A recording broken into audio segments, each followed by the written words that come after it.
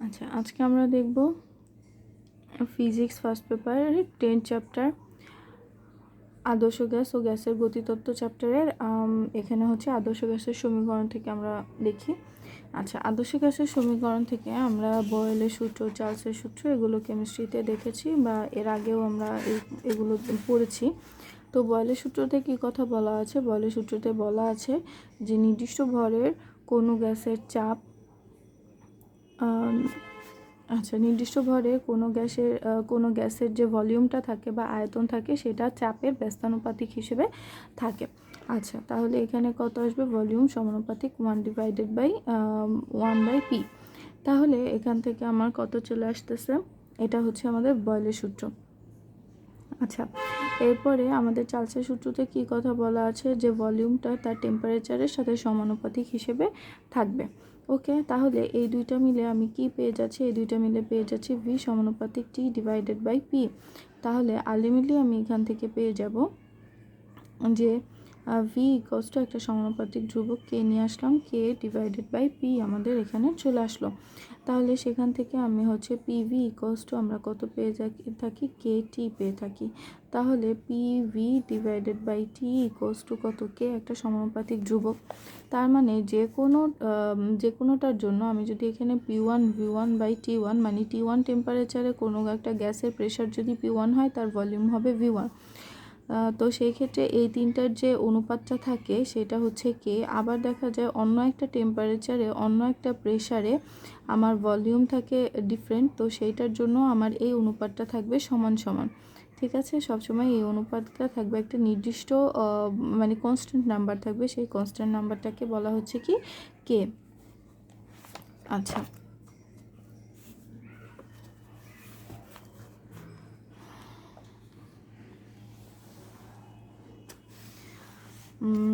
ওকে,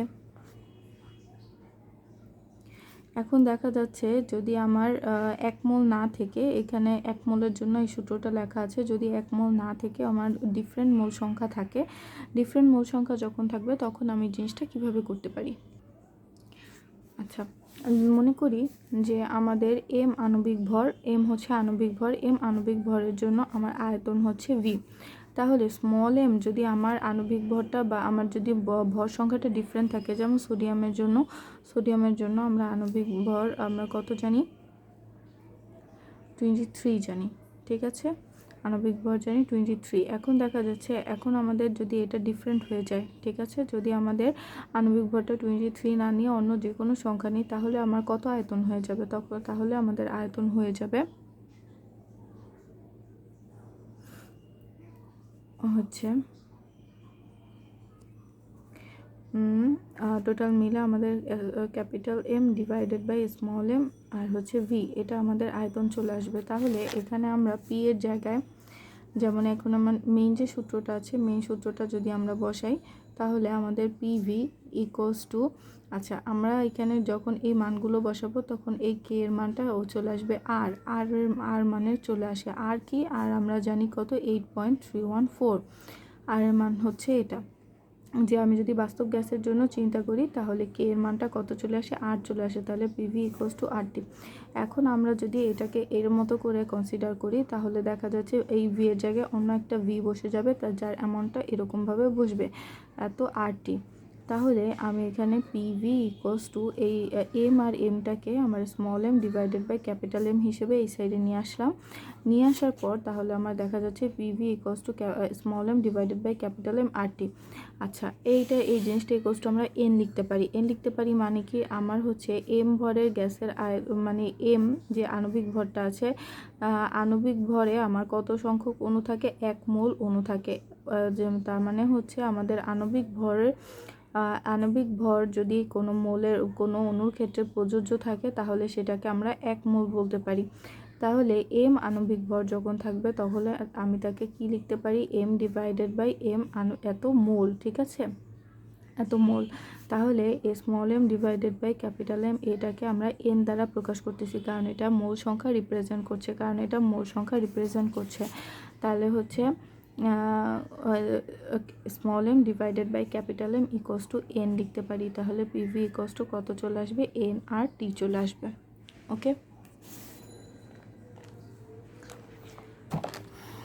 আচ্ছা আচ্ছা, ঘনত্বের সাথে কি সমীকরণ থাকে সেটা এখন আমরা দেখি। ওকে, এখন আমরা জানি যে সূত্রটা হচ্ছে পি, আমরা ওইভাবে লিখি P1V1/T1 ইকুয়ালস টু আমাদের কত চলে আসে P2V2 ডিভাইডেড বাই T2।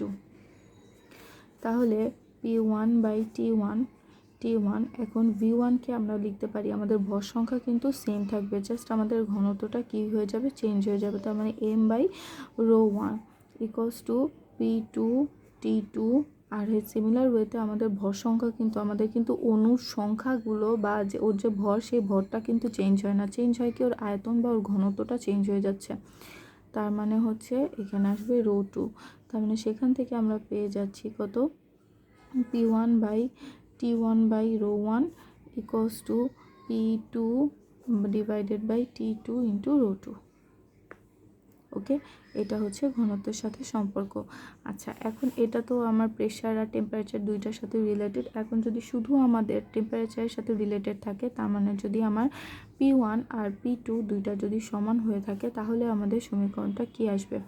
তাহলে আমাদের সমীকরণটা চলে আসবে হচ্ছে ρ1 divided by ρ2 equals to T2/T1। ঠিক আছে, এটা হচ্ছে ঘনত্বের সাথে টেম্পারেচারের যে সম্পর্কটা সেটা। ওকে, এখন যদি দেখা যাচ্ছে আমাদের যদি টেম্পারেচার কনস্ট্যান্ট থাকে, তার মানে ওই সূত্রের মধ্যেই আমার T1 ইকুয়ালস টু যদি T2 থাকে, তাহলে আমাদের চলে আসবে হচ্ছে P1/P2 ইকুয়ালস টু ρ1/ρ2। ঠিক আছে, T1/T2 ইকুয়ালস টু ρ1/ρ2। তারপরে আবার যদি টেম্পারেচার স্থির থাকে, তাহলে নির্দিষ্ট ভরের কোনো গ্যাসের চাপ তার ঘনত্বের সাথে কিভাবে থাকে, সমানুপাতিক আকারে থাকছে, তার ঘনত্বের সাথে সমানুপাতিক আকারে থাকছে। কিভাবে বুঝলাম এখানে সমানুপাতিক আকারে আছে? তাহলে আমি এখানে যদি P1/ρ1 আনতে পারি আর হচ্ছে P2 ডিভাইডেড বাই ρ2 আনতে পারি, তাহলে আমার চলে আসতে হচ্ছে P/ρ ইকুয়ালস টু একটা কনস্ট্যান্ট নাম্বার, তাহলে P সমানুপাতিক ρ। ওকে, তার মানে প্রেশার বাড়লে আমাদের ডেনসিটিটা বেড়ে যাচ্ছে। আচ্ছা, এখন আমাদের যে চিন্তা করব হচ্ছে প্রমাণ, তাপমাত্রা ও চাপ, এটা বলতে কি বোঝাচ্ছে। আচ্ছা, আমার চাপগুলোকে বিভিন্নভাবে বিভিন্ন এককে আমরা রিপ্রেজেন্ট করতে পারি। এখন দেখা যাচ্ছে আর টেম্পারেচারকে আমরা মেইনলি ক্যালভিনে আর ডিগ্রিতে রিপ্রেজেন্ট করি।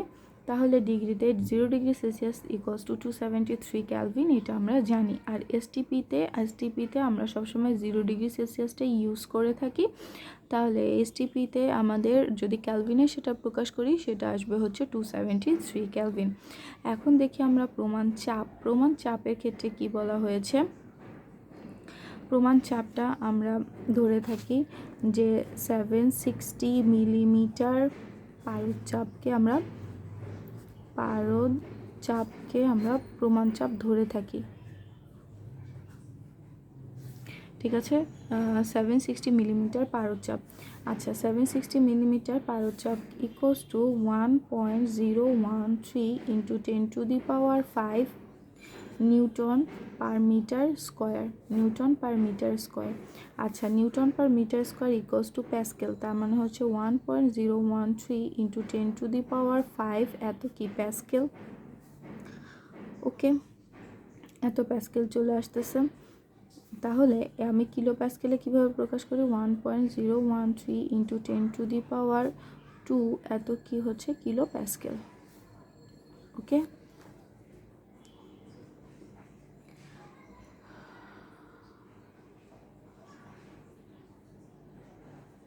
আচ্ছা, এসটিপিতে বায়ুর ঘনত্ব, আচ্ছা কেজি পার মিটার কিউব হিসেবে যদি আমরা লিখি, তাহলে আমাদের চলে আসবে কত, 1.293 ইন্টু ইকুয়ালস এত কেজি পার মিটার কিউব।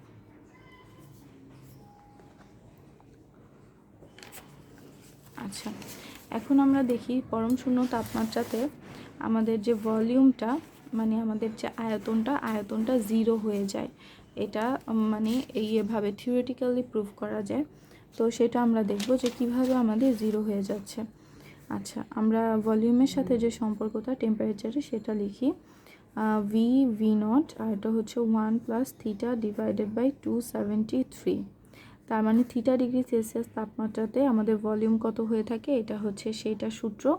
যদি আমার 0 ডিগ্রি সেলসিয়াস তাপমাত্রায় ভলিউম ভি নট হয়ে থাকে, আর যদি আমি থিটা পরিমাণ টেম্পারেচার বাড়িয়ে থাকি, তাহলে আমাদের টোটাল ভলিউমটা ভি চলে আসবে।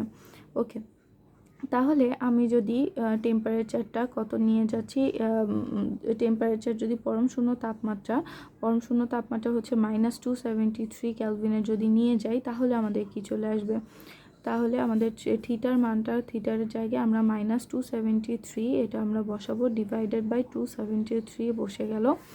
তাহলে আমাদের এখানে কত চলে আসবে, ভি নট আর হচ্ছে 1 - 1 = কত চলে আসে, 0। তার মানে -273 ডিগ্রি সেলসিয়াসের -273 কেলভিনের যদি আমরা নিয়ে যাই, তাহলে দেখা যাচ্ছে কি আমাদের এর মানটা 0 হয়ে যায়। কত, ভি এর মানটা, তার মানে টোটাল আয়তনটা আমাদের কি চলে আসতেছে, 0 চলে আসতেছে।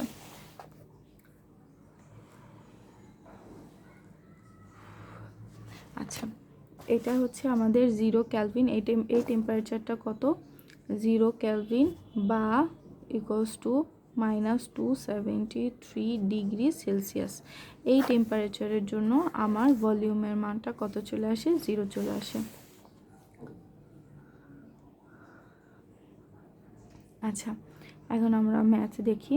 2 নম্বর ম্যাথটা দেখব। 2 নম্বর ম্যাথে যেটা বলা আছে যে 100 ডিগ্রি সেলসিয়াস তাপমাত্রার 20 গ্রাম অক্সিজেন একটি 20 সেন্টিমিটার দৈর্ঘ্যের ঘনককে পূর্ণ করে। 1 মোল অক্সিজেনের ভর যদি 32 গ্রাম হয়, তাহলে ঘনকের অভ্যন্তরে অক্সিজেনের চাপ কত সেটা জানতে চেয়েছে। ওকে, তার মানে একটু আগে আমরা যে সূত্রটা দেখেছি, আমরা সেই সূত্রের মধ্যেই বসাবো। পিভি = স্মল এম ডিভাইডেড এই ক্যাপিটাল এম আর টি। আমাদের এখান থেকে পি এর মান জানতে চেয়েছে, তাহলে P = small M divided by capital M V, এখানে হচ্ছে আর টি বসে গেল। আচ্ছা, স্মল এম এর মান বলা হচ্ছে 20 আর ক্যাপিটাল এম এর মান বলা আছে 32। ওকে, তারপরে হচ্ছে আমাদের ভি এর মানটা দিয়ে দেওয়া আছে। আচ্ছা, আয়তন হচ্ছে 20 সেন্টিমিটার দৈর্ঘ্যের ঘনকে পূর্ণ থাকে। আচ্ছা, তাহলে 20 সেন্টিমিটার দৈর্ঘ্যের ঘনকে যদি পূর্ণ থাকে, তাহলে সেখানে ভলিউমটা ভি = 20 সেন্টিমিটারকে আমরা হচ্ছে 0.2 এত মিটার লিখতে পারি। তাহলে ভলিউমের জায়গায় এত মিটার লিখতে পারি, তাহলে ভলিউমের জায়গায় কি চলে আসবে, কিউব চলে আসবে। যেহেতু এখানে এটা 0.2 মিটারটা হচ্ছে একটা ঘনকের দৈর্ঘ্য, তাহলে আয়তন করতে গেলে তার কিউব করে দিতে হবে। আচ্ছা, এটা কিউব করে দিলাম, তাহলে ভলিউমের জায়গায় আমার 0.2 মিটার এত আমার হোল কিউব চলে আসবে।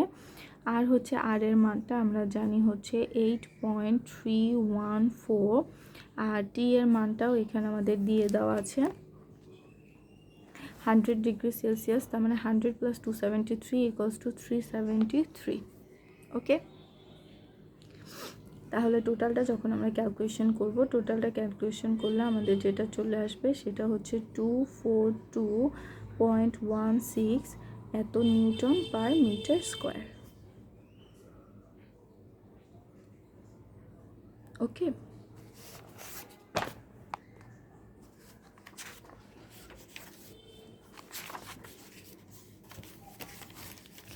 আচ্ছা, এখন আমরা দেখি গ্যাসের অণুগুলোর মৌলিক স্বীকার্য যেগুলো, এগুলো দেখা যাচ্ছে অবজেক্টিভের জন্য অনেক সময় কোনটা সত্য কোনটা মিথ্যা, এই মানে কোনটা ভুল নয় কোনটা ভুল, এরকম টাইপের কিছু অবজেক্টিভস আছে।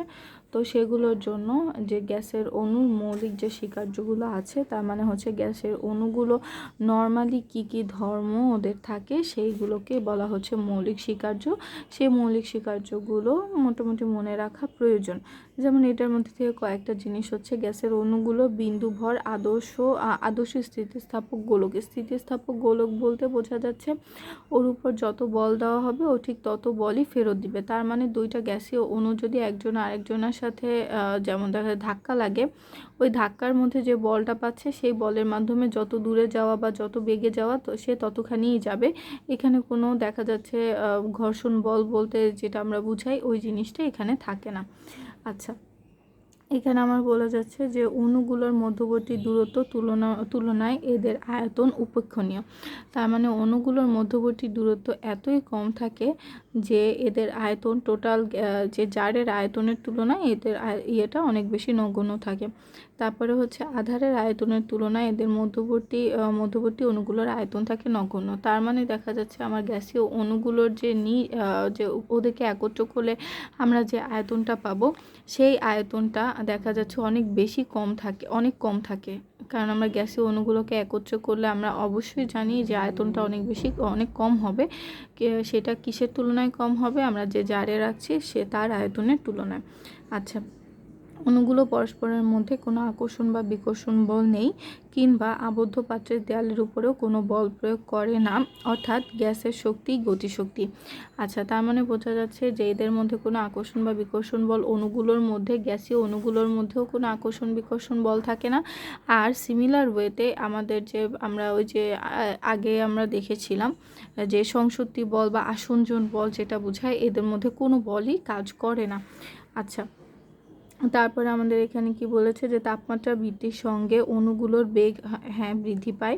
তারপরে হচ্ছে দুটি ধাক্কার মধ্যবর্তী সময় অণুগুলো সমবেগে সরলরেখায় চলে। পরপর দুটি ধাক্কার মধ্যবর্তী দূরত্বকে মুক্ত পথ বলা হয়। যে একটা ধাক্কা খেয়ে সে অন্যদিকে চলে গেল, তারপরে আর একটা ধাক্কা খেলো, এই যে যতখানি জায়গা সে ফ্রিডমলি ঘুরলো, কোনো ধাক্কা খেলো না, তাকেই বলা হচ্ছে কি মুক্ত পথ।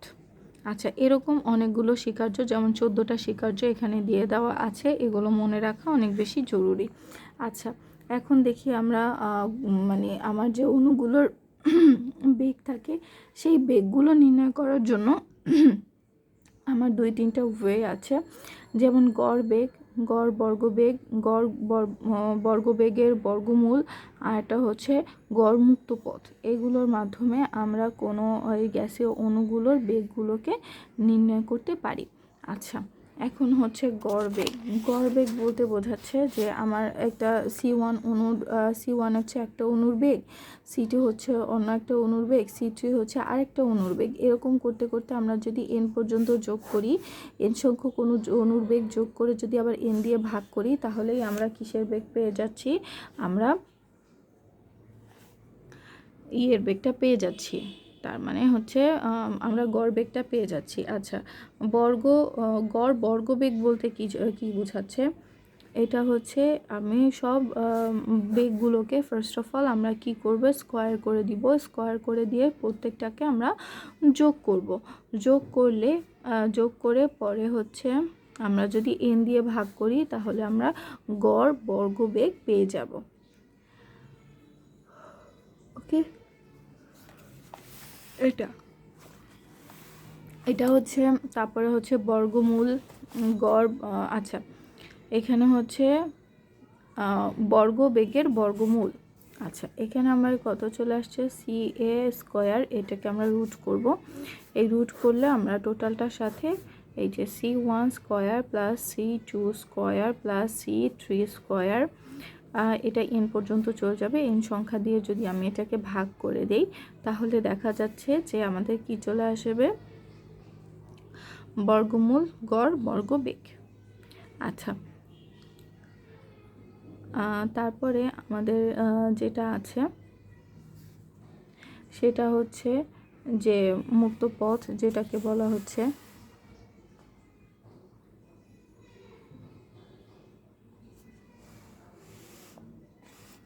আচ্ছা, আরেকটা যে বেগ আছে যেটাকে RMS বেগ বলা হয়, RMS। আচ্ছা, এটা কিভাবে নির্ণয় করা হয়? মনে করলাম যে আমার C1 বেগ সম্পন্ন N1 সংখ্যক অণু আছে, C1 বেগ সম্পন্ন N1 অণু আছে, C2 বেগ সম্পন্ন N2 অণু আছে, আর হচ্ছে C3 বেগ সম্পন্ন N3 পরিমাণ অণু আছে। তো দেখা যাচ্ছে n1 into c1 square, n2 into c2 square, n3 into c3 square, এরকম করে হচ্ছে n সংখ্যক অণু আর হচ্ছে cn স্কোয়ার করে দিলাম, ডিভাইডেড বাই n করে দিলাম। এটাকে যদি আমি বর্গমূল করি তাহলে আমরা এখান থেকে কি পেয়ে যাব, আরএমএস বেগটা পেয়ে যাব। ওকে, আচ্ছা এখন দেখি আমরা গ্যাসের আণবিক গতিতত্ত্ব, যে এখানে গ্যাসটা যে চলাচল করছে সেটার যে গতিতত্ত্ব বা সেটার যে প্রুভেন্সটা, এদের সূত্রগুলোর, গ্যাসের অণুগুলোর গতিবেগ দ্বারা আমরা সূত্রগুলো প্রুভ করতে পারি। কিভাবে সূত্র প্রুভ করতে পারি সেটা এখন আমরা দেখি।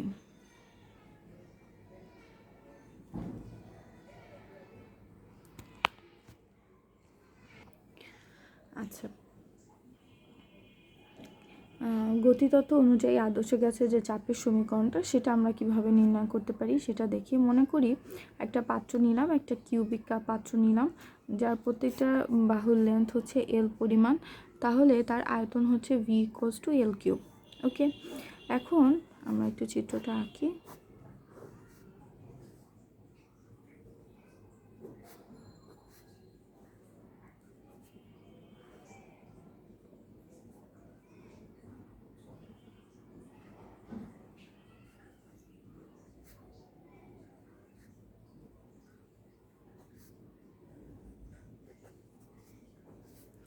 আচ্ছা, এখানে আমাদের তিনটে এক্সিস দেওয়া আছে, তিনটে মনে করলাম যে কোনো একটা অণুর বেগ হচ্ছে c1, যে কোনো একটা অণুর বেগ হচ্ছে কত, c1। এর তিনটে উপাংশ থাকবে, এক্স অক্ষ বরাবর একটা উপাংশ হচ্ছে u1, ওয়াই অক্ষ বরাবর উপাংশ হচ্ছে v1, আর হচ্ছে জেড অক্ষ বরাবর যে উপাংশটা আছে সেই উপাংশটাকে আমরা w1 দিয়ে প্রকাশ করলাম। ওকে, তিনটা অক্ষ বরাবর তিনটে উপাংশ আছে, সেটা এইভাবে করে প্রকাশ করলাম। তাহলে দেখা যাচ্ছে যে আমার c1 square equals two w1 square plus v1 square plus u1 square আমরা লিখতে পারি। ওকে, আচ্ছা এখন দেখলাম যে আমার এই একটা অণু আর একটা অণুর সাথে ধাক্কা খেলো, ও এদিকে গেল, এখন ও এই অণুটার সাথে ধাক্কা খেয়ে আবার বিপরীত দিকে চলে গেল। তাহলে মনে করলাম এই অণুটার যে ভরটা আছে সেই ভরটা হচ্ছে এম পরিমাণ ভর, ওর যে আদি বেগ বা যে বেগে ওর সাথে ধাক্কা খেয়েছে সেটা হচ্ছে u1 বেগে ও ধাক্কা খেয়েছে। আবার দেখা যাচ্ছে ওই u1 যেহেতু পূর্ণ স্থিতিস্থাপক, ও সেম বেগে ধাক্কা খাওয়ার পর সেম বেগে আবার বিপরীত দিকে চলে যাচ্ছে, তার মানে বিপরীত দিকে যখন চলে যাচ্ছে তখনও ওর ভরবেগ হচ্ছে mu1। তাহলে ভরবেগের যে ভরবেগের পরিবর্তনটা কত চলে আসে সেটা দেখি। ভরবেগের পরিবর্তন,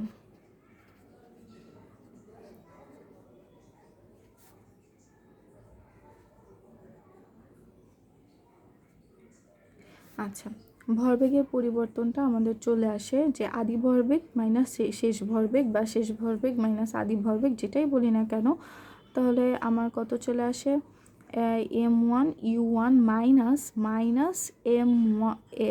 mu1। আচ্ছা মাইনাস কেন, এইদিকে যদি আমরা প্লাস ধরে নিই তাহলে এইদিকে আমাদের কত চলে আসবে, মাইনাস অবশ্যই চলে আসবে, কারণ কি দুইটার দিকটা ডিফারেন্ট। তার মানে এই দুইটা মিলে আমরা কত লিখতে পারি, 2mu1 এটা আমরা লিখতে পারি। আচ্ছা এখন এটা আমরা কোন উপাংশ বরাবর ধরলাম, এটা হচ্ছে এক্স এক্সিস দিকে বা u1 এর দিকে যে উপাংশটা আছে সেই উপাংশের জন্য আমরা এটা লিখতে পারি। আচ্ছা তাহলে ভরবেগের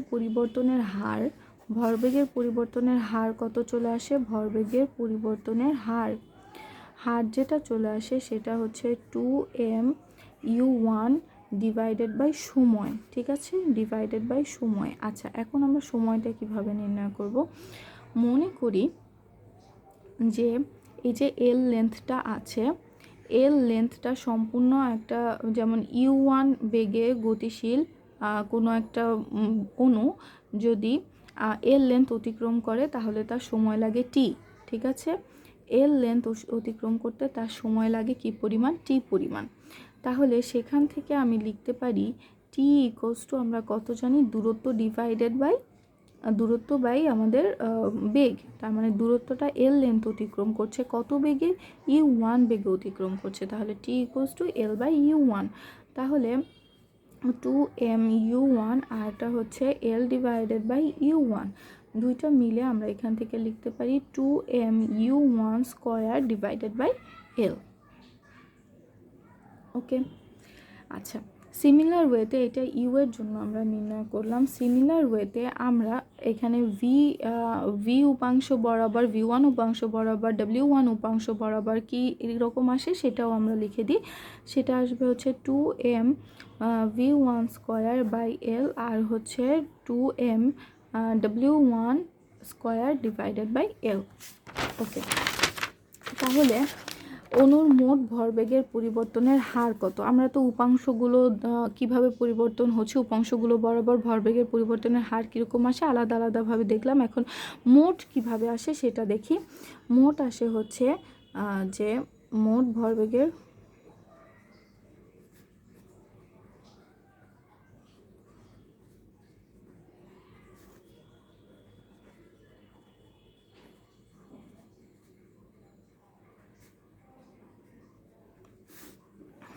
two M u1 square by L plus 2m v1 square by L plus 2m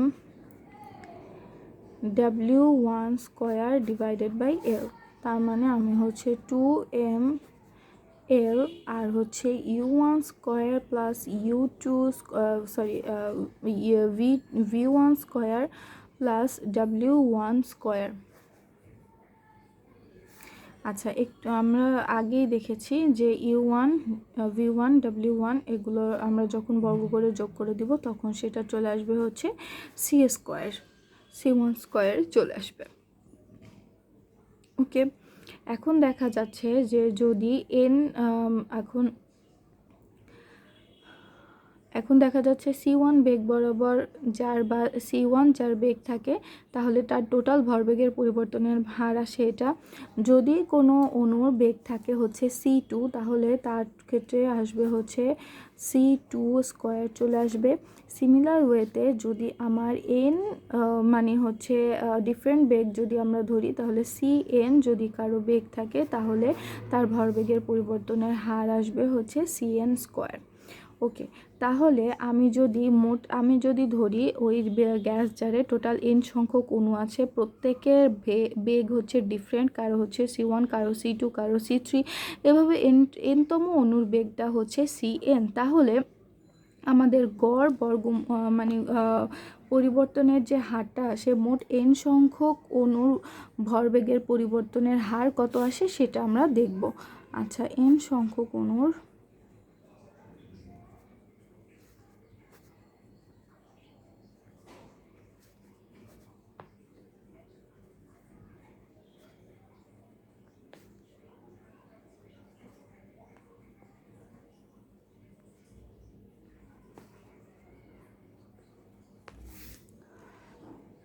আচ্ছা, তাহলে আসবে হচ্ছে 2ml, এখানে হচ্ছে c1 square plus c2 square plus c3 square dot cn square. ওকে,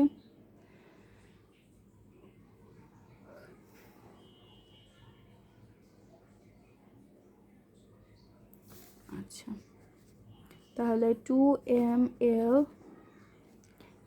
ইন্টু n করে দিলাম, এখানে আমার n দিয়ে ভাগ করে দিব।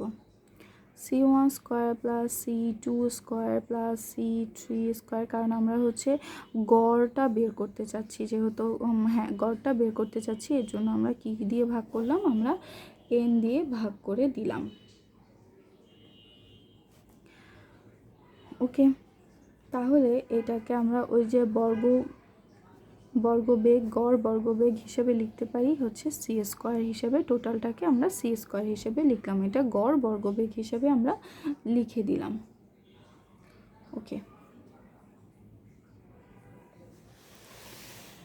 এখন আমরা দেখব হচ্ছে চাপের সাথে এগুলোর কি সম্পর্ক থাকে সেটা আমরা দেখব।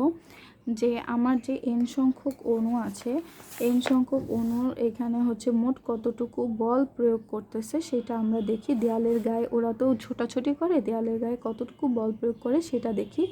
তাহলে বল ইকুয়ালস টু আমরা কত জানি? বল ইকুয়ালস টু আমরা জানি হচ্ছে ক্ষেত্রফল গুণ চাপ।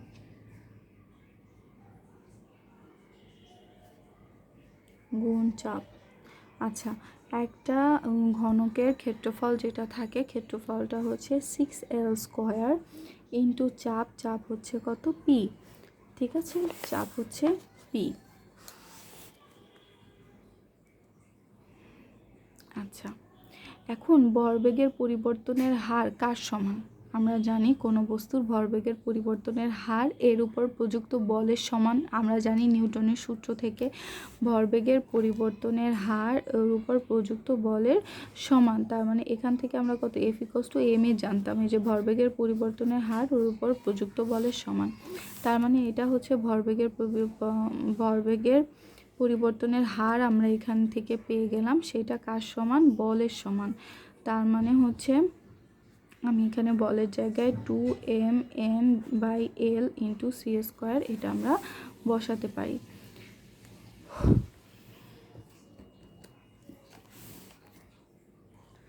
আচ্ছা, তাহলে আমরা এখানে এই p ইকুয়ালস টু আমরা কত লিখতে পারি? p ইকুয়ালস টু আমরা লিখতে পারি হচ্ছে 2mn c² divided by l × 6L²।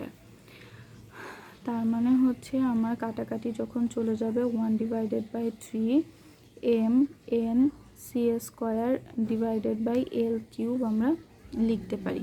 আচ্ছা, l³ মানে হচ্ছে v। তার মানে হচ্ছে p equals to 1/3mn c² divided by v আমরা লিখতে পারি। তাহলে আমরা এখান থেকে pv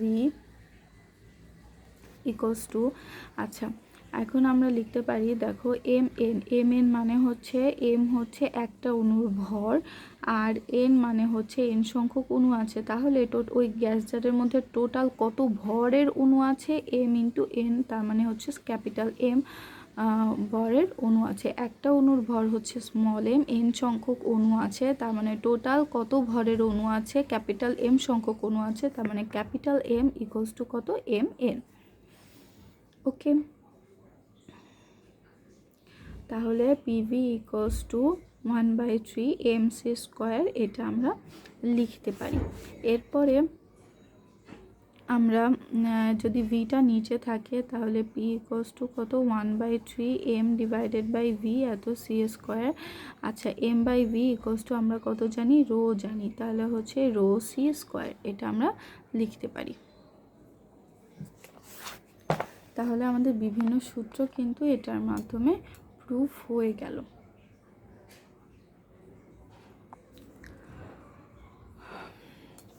আচ্ছা, আমরা যে সূত্রটা শিখলাম সেই সূত্রের মাধ্যমে আমরা বয়েলের সূত্রটা প্রুফ করব। কিভাবে প্রুফ করব সেটা দেখি। আমরা সূত্র শিখলাম p equals two 1/3m c², pv equals to 1/3 mc²। তাহলে pv ইকুয়ালস টু 1/3 × 2 × হাফ এত হচ্ছে mc², এটা আমি লিখতে পারি। আচ্ছা, mc² মানে কি? c হচ্ছে আমাদের বেগ আর m হচ্ছে আমাদের ভর, তার মানে হাফ mc², তার মানে হাফ mv² যদি বলি তাহলে এটা আমার কি চলে আসবে? গতিশক্তি চলে আসবে।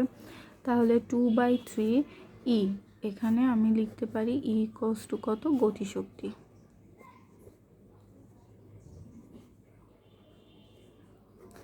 ঠিক আছে, তাহলে আমি এখান থেকে p ইকুয়ালস টু 2/3 e/v আমরা এখান থেকে লিখতে পারি।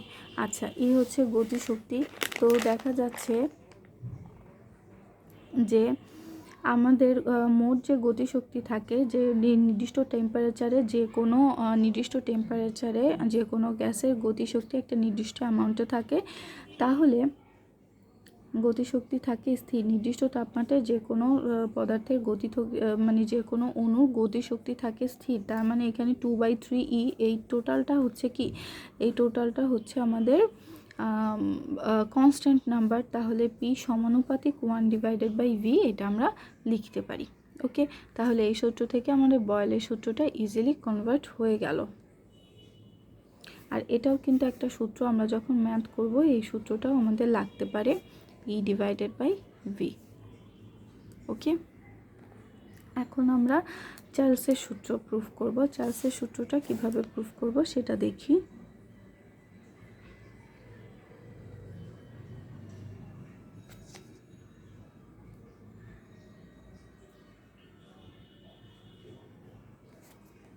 আচ্ছা, আমরা শিখেছি PV = 1/3 capital N M C²।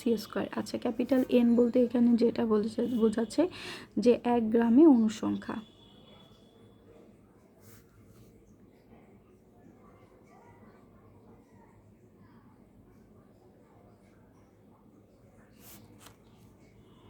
অনুসংখ্যা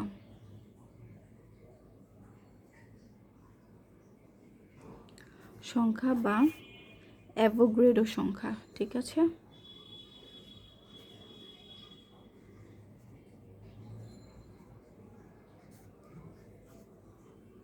সংখ্যা, ওকে। এখন PV = আমরা জানি nRT, ঠিক আছে। তো PV = nRT, বা এখানে আমরা RT বসাবো। যদি 1 মোল অণু থাকে তাহলে তো আমরা RT বসাতে পারি, 1/3 N M C², এটা আমরা বসাতে পারি। আচ্ছা, তো যদি এখানে হচ্ছে হাফ NM C² যদি আমরা বসাই, NM C² = কত চলে আসে, 3/2 RT চলে আসে। ওকে, আচ্ছা, হাফ MC² আমরা E লিখতে পারি, ঠিক আছে। তাহলে আমরা এখানে হচ্ছে হাফ MC² রেখে দিলাম, আর আমার হচ্ছে 3/2 R/N আর হচ্ছে T আমরা লিখে দিলাম। তাহলে এটা হচ্ছে আমাদের কি গতিশক্তি, আর হচ্ছে এখানে 3/2 R/N = আমরা K লিখতে পারি, KT। ওকে, N হচ্ছে অ্যাভোগাড্রো সংখ্যা, তো ধ্রুব, আর R এর মানও ধ্রুব, তার মানে এই টোটাল ধ্রুব সংখ্যাটা মিলে আমরা K একটা ধ্রুব সংখ্যা লিখতে পারি। ওকে,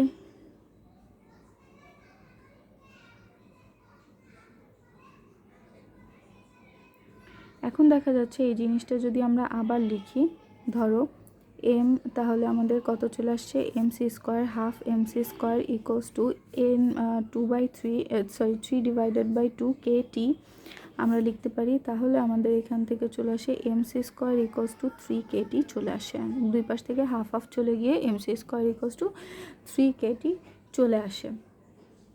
আচ্ছা, তাহলে আমরা এই সূত্রটার মধ্যে আমরা আবার বসাই, তাহলে PV = কত চলে আসে, PV = 1/3 N, আর হচ্ছে MC² = 3 KT × 3 KT।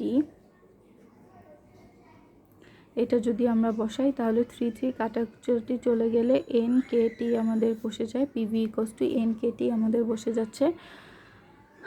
তাহলে দেখা যাচ্ছে আমাদের যদি চাপটা স্থির থাকে, তাহলে N আর K হচ্ছে আমাদের কি সংখ্যা, ধ্রুব সংখ্যা। চাপটাও হচ্ছে আমাদের কনস্ট্যান্ট, আমাদের চাপ কনস্ট্যান্ট রাখতে হবে। তাহলে সেখানে P সমানুপাতিক কত চলে আসে, T চলে আসে, P সমানুপাতিক চলে আসে T। তার মানে আমাদের চার্লসের সূত্রটা প্রুফ হয়ে গেল।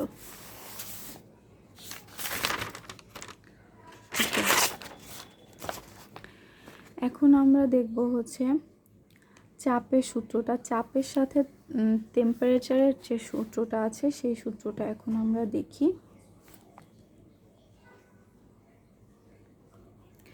আচ্ছা, আমরা একটু আগেই দেখেছি কত, PV = 1/3 capital N M C², এটা আমরা দেখেছি। তো সেখান থেকে আমরা লিখেছি PV = 1/3 NKT, এটা আমরা প্রুফ করেছি, ঠিক আছে। তারপরে দেখা যাচ্ছে এখানে 3 NKT, তো 3 কাটাকাটি চলে গিয়ে শুধু NKT আমাদের চলে আসে, PV = NKT। আচ্ছা, তো আমার যদি ভলিউমটা ফিক্সড থাকে আর এন আর কে এই দুইটা হচ্ছে আমাদের ধ্রুব সংখ্যা, আর ভলিউমটা আমরা ফিক্সড রাখছি, তার মানে এখানে পি সমানুপাতিক টি চলে আসছে। ওকে, তার মানে আয়তন স্থির রেখে নির্দিষ্ট পরিমাণ গ্যাসের চাপ পরম তাপমাত্রা কি হয়ে যায়, সমানুপাতিক হয়ে যায়। আচ্ছা, এখন আমরা এখান থেকে আদর্শ গ্যাসের যে সমীকরণটা, আদর্শ গ্যাসের সমীকরণটা আমরা এখান থেকে নির্ণয় করব।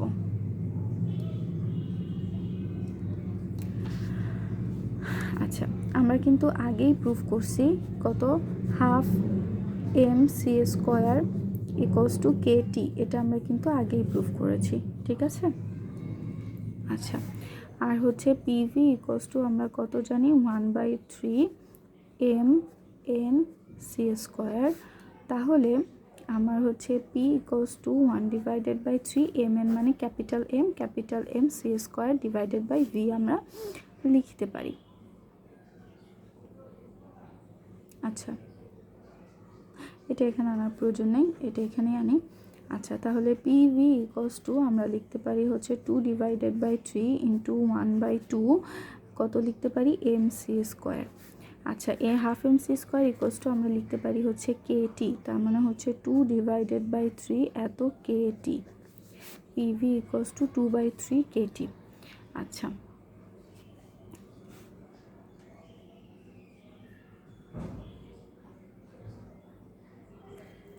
আর হচ্ছে এখানে আমরা 2/3 কে ইকুয়ালস টু আমরা যদি আর লিখি তাহলে পিভি ইকুয়ালস টু কত চলে আসে, আর টি, কারণ আমরা জানি কে এর সাথে আর এর একটা নির্দিষ্ট সম্পর্ক আছে, সেই সম্পর্কটা আমরা এখানেই দেখেছি।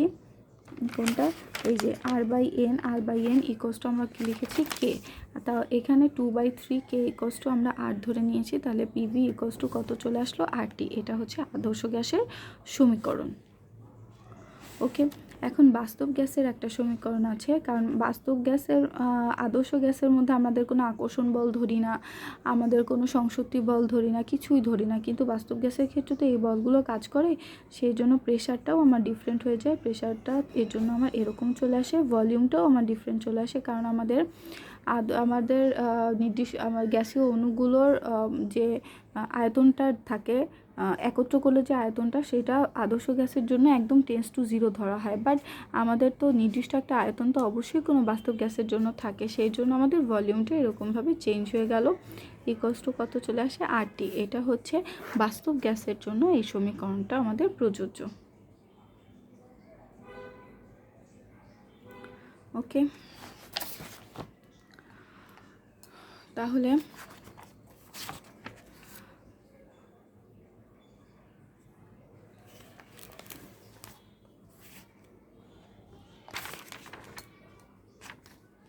আচ্ছা, আমরা হচ্ছে বিভিন্ন সূত্র প্রুফ করি।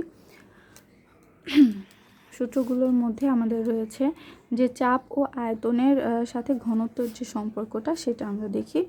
তো PV equals to 1/3, PV equals to 1/3 capital M C square, তাহলে হচ্ছে P equals to 1/3 M by V C square, তাহলে M by V equals to rho, তার মানে 1/3 রো সি স্কোয়ার আমরা লিখতে পারি। তাহলে আমার এখান থেকে সি ইকুয়ালস টু আমাদের টোটাল চলে আসে 3p ডিভাইডেড বাই রো। ওকে, আচ্ছা, এখন হচ্ছে গতিশক্তিটা আমরা কিভাবে নির্ণয় করতে পারি। আমরা হচ্ছে পিভি ইকুয়ালস টু কত, সিমিলার ওয়েতে হাফ এম সি স্কোয়ার আমরা এখান থেকে লিখতে পারি। আচ্ছা, তাহলে পি ইকুয়ালস টু আমরা এখানে পিভি ইকুয়ালস টু গতিশক্তি, এটা টোটালটাই হচ্ছে গতিশক্তি ই, চলে আসে আমাদের, এখানে 1/3 চলে আসবে, তাহলে হচ্ছে আমাদের 2/3 এত into half M C square আমরা লিখতে পারি। তাহলে আমাদের এখানে চলে আসে 2/3, এইটা টোটালটা হচ্ছে ই, তার মানে হচ্ছে P equals to 2/3 E divided by V আমরা লিখতে পারি, তার মানে হচ্ছে চাপ ইকুয়ালস টু 2/3 গতিশক্তি ডিভাইডেড বাই আয়তন।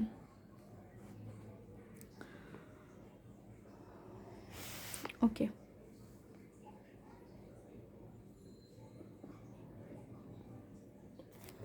আচ্ছা, আমরা জানি হচ্ছে পিভি ইকুয়ালস টু আরটি আমরা জানি, তাহলে এটা আর এটার মধ্যে থেকে আমরা সম্পর্ক যদি নির্ণয় করি 1/3 mc² ইকুয়ালস টু আমরা লিখতে পারি হচ্ছে আরটি।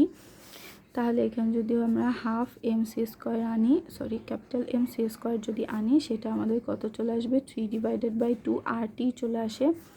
তাহলে ই ইকুয়ালস টু কত চলে আসে 3/2 আরটি। আচ্ছা, আমাদের সূত্রগুলো একটু হাইলাইটেড করি। এটা একটা সূত্র, এটা একটা সূত্র, এটা একটা সূত্র। ওকে, এটা হচ্ছে 1 গ্রাম অণুর গতিশক্তি। এটা কি 1 গ্রাম অণুর গতিশক্তি হচ্ছে এটা। তারপরে হচ্ছে পরম তাপমাত্রার সাথে যে সম্পর্কটা, সেই সম্পর্কটা আমরা নির্ণয় করি। যেমন আমাদের এখানে কত চলে আসে 1/3 mc² ইকুয়ালস টু আরটি আমরা জানি। তাহলে c² ইকুয়ালস টু আমাদের কত চলে আসে 3r/m ইন্টু টি আমাদের চলে আসে। তার মানে আমাদের শুধুমাত্র সি বা CRMS যদি আমরা নির্ণয় করি, তাহলে এটা রুট হয়ে যাবে √3RT/m। ঠিক আছে, স্কোয়ার থেকে নর্মালটা করলাম, তার মানে আমাদের রুট চলে আসলো। ওকে, তাহলে এখান থেকে যদি R3RM এই তিনটা যদি আমাদের কত চলে আসে, ধ্রুবপদ চলে আসে, তাহলে সি সমানুপাতিক √T আমরা এটা লিখতে পারি। আচ্ছা,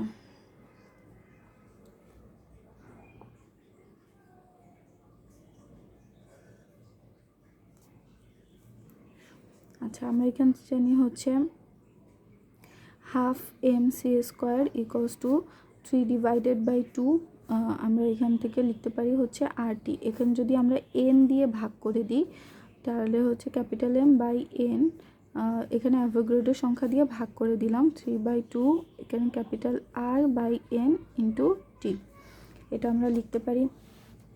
তাহলে আমরা যদি ভর সংখ্যাকে অ্যাভোগাড্রো সংখ্যা দিয়ে ভাগ করি, তাহলে আমাদের এখানে যে 1 গ্রামে কত সংখ্যক মানে কত ভরের অণু আছে সেটা আমরা জানতে পারলাম। তাহলে স্মল m, এটা c² ইকুয়ালস টু কত চলে আসে 3/2 kT, R/n equals to k আমরা জানি, তার মানে হচ্ছে 3/2 kT আমাদের চলে আসলো। তারপরে তার মানে হচ্ছে এটা একটি অণুর গতিশক্তি, একটা অণুর ভর হচ্ছে স্মল m, তার মানে হচ্ছে একটি অণুর গতিশক্তি।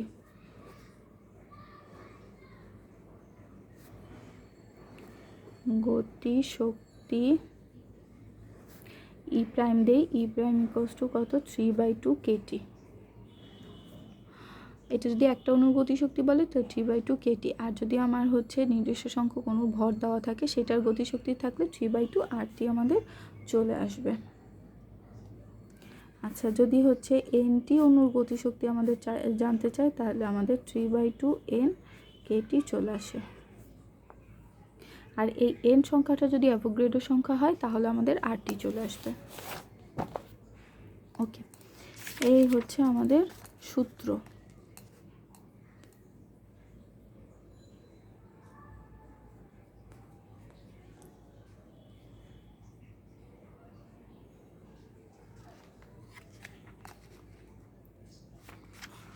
ওকে, এখন একটা ম্যাথ দেখি, 9 নাম্বারটা, যে 30°C তাপমাত্রার একটি অক্সিজেন অণুর রৈখিক গতিশক্তি ও ওই তাপমাত্রায় একটি অক্সিজেন অণুর মোট গতিশক্তি নির্ণয় করো। 1 মোল অক্সিজেনের মোট গতিশক্তি কত সেটা জানতে চেয়েছে। আচ্ছা, একটি অক্সিজেন অণুর রৈখিক গতিশক্তিটা আমরা জানছি, কত জানি, যে ই ইকুয়ালস টু 3/2 kT। ঠিক আছে,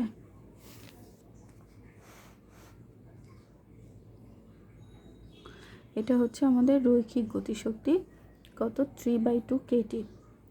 আচ্ছা, তারপরে হচ্ছে ওই তাপমাত্রায় এখন আমরা 3/2 এর মান, 3/2 তো 3/2, আর হচ্ছে কে এর মান আমরা জানি 1.38 ইন্টু 10⁻⁻23। ওকে, 23 ইন্টু আমাদের 30°C তাপমাত্রার কথা বলেছে, তার মানে 273 + 30, এটা বসালে আমাদের অ্যান্সারটা চলে আসবে। আচ্ছা, ওই অণুর মোট গতিশক্তি জানতে চেয়েছে। একটা হচ্ছে রৈখিক গতিশক্তি আর হচ্ছে মোট গতিশক্তি। আচ্ছা, মোট গতিশক্তিটা আমাদের যেটা চলে আসে ই প্রাইম দেই, E prime equals to KT plus 3/2 KT. এটা হচ্ছে মোট গতিশক্তি। টোটালটা আমার হচ্ছে 5/2 কেটি চলে আসে। সিমিলার ওয়েতে অ্যান্সারটা বসালে, মানে ডাটাগুলো বসালে অ্যান্সারটা চলে আসবে। আর যদি আমাদের বলে থাকে যে 1 মোল অণুর মোট গতিশক্তি কত, তাহলে 1 মোল অণু বলতে এটা একটা অণুর কথা বলা আছে। 1 মোল অণুর ক্ষেত্রে আমরা হচ্ছে E double prime equals two Avogadro সংখ্যাটা জাস্ট এই ই এর সাথে গুণ করে দিব, তাহলে 1 মোল অণুর জন্য মোট গতিশক্তি কত সেটা আমরা পেয়ে যাব। তার মানে এইটার জন্য অ্যান্সার যদি হয় 10.45 ইন্টু 10⁻⁻21, তাহলে এখানে অ্যাভোগাড্রো সংখ্যা হচ্ছে 6.023 ইন্টু 10⁻23 ইন্টু 10.45 ইন্টু 10⁻⁻21, তাহলে টোটাল মিলে হচ্ছে 6294 এত জুল পার মোল। 1 মোলের কথা বলা আছে, এর জন্য এটা আসবে পার মোল।